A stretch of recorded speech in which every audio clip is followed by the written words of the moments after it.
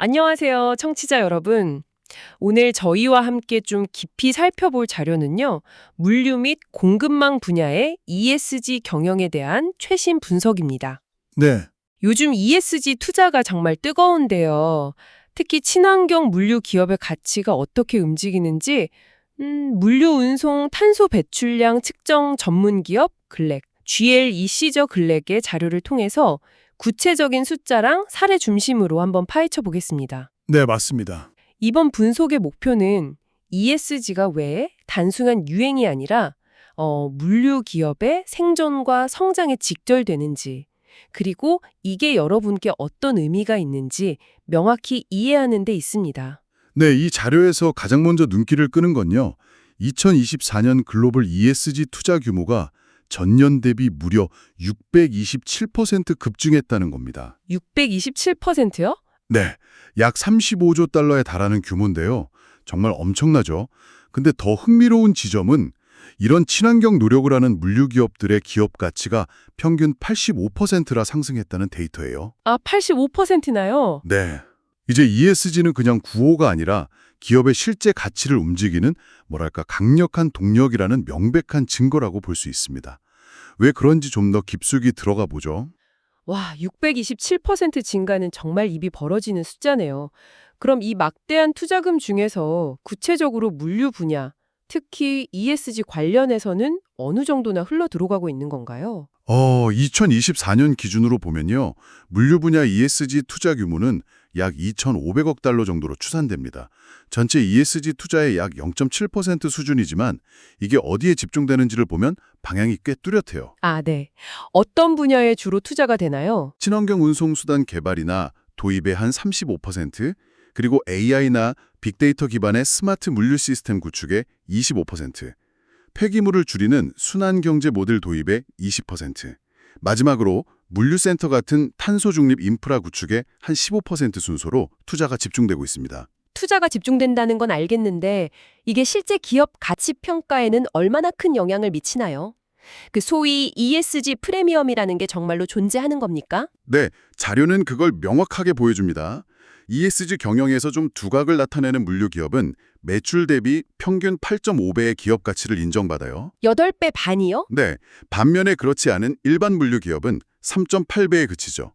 이게 가치 평가에서 최대 123%까지 격차가 벌어지는 셈인데 이건 뭐랄까 투자자들이 이제 재무 건전성만큼이나 지속 가능성을 핵심 평가 기준으로 삼고 있다는 아주 강력한 신호죠. 매출 대비 8.5배 가치 인정이라니 정말 놀라운 차이군요.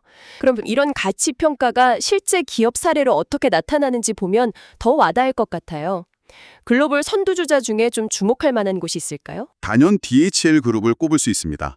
그린 로지스틱스 업 초이스라는 명확한 전략 아래 2050년 탄소 중립을 선언했거든요. 아, DHL이요? 네, 이걸 위해서 2024년에만 12억 달러, 우리 돈으로 하면 16조 원이 넘는 ESG 투자를 유치했습니다.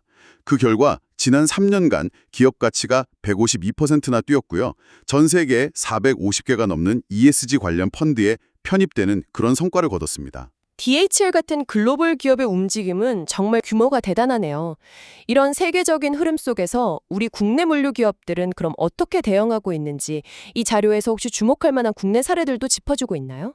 네, 그럼요. 국내 기업들의 약진도 아주 두드러집니다. CJ 대한통운 같은 경우 그린 로지스틱 2040 전략을 발표하고 2024년에만 8,500억 원 투자를 유치하면서 기업 가치가 18조 원을 넘겼어요. 와, 18조요? 네.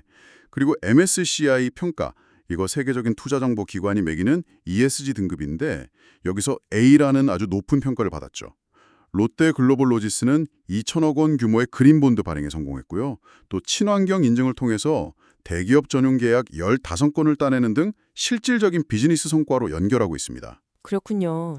그리고 현대글로비스는 블록체인 기반 탄소 배출 추적 시스템처럼 이런 디지털 기술이랑 ESG를 접목시켜서 벤처 캐피털로부터 800억 원 투자를 유치하기도 했습니다. 대기업들뿐만 아니라 혹시 좀 더 작은 규모의 스타트업 성공 사례 같은 것도 있을까요? 물론입니다.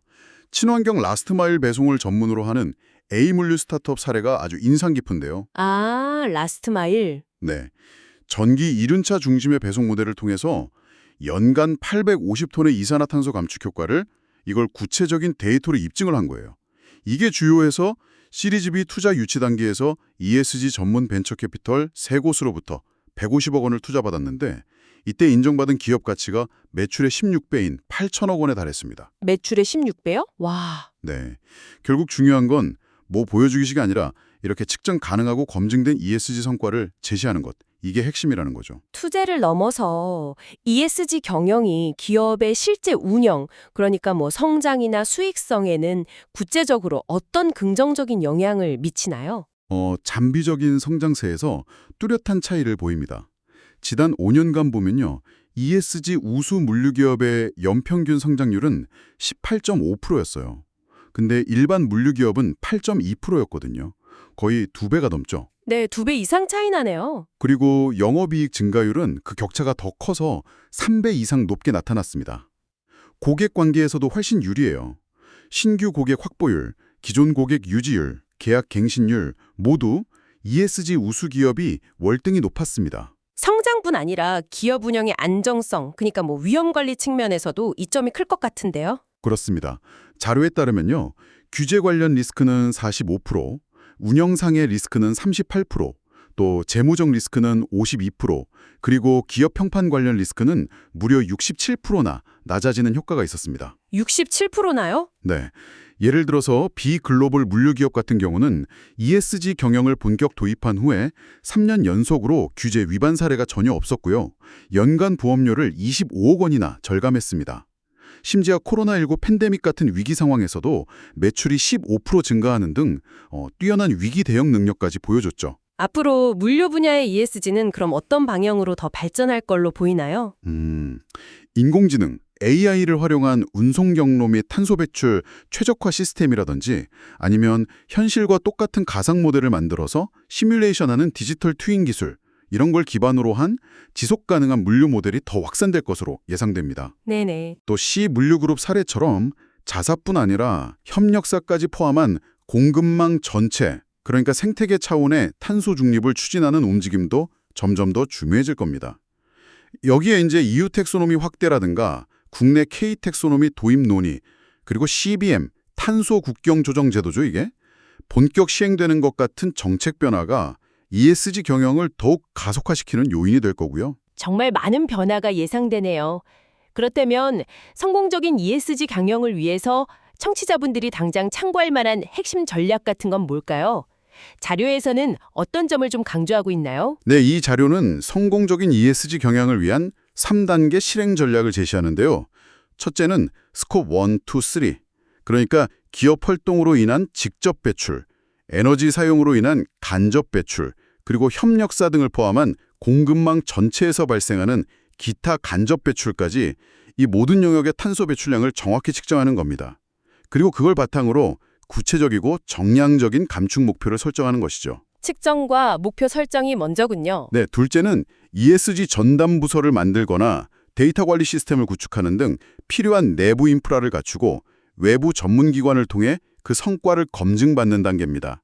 그리고 셋째는 이렇게 수립된 명확한 ESG 비전과 실제 성과를 투자자, 고객, 임직원 등 모든 이해관계자에게 투명하게 공개하고 소통하는 것입니다. 여러 성공 기업들을 보면요. 최고 경영진의 강력한 의지, 측정 가능한 목표 설정, 꾸준한 투자, 그리고 투명한 소통, 이런 공통점이 발견되거든요.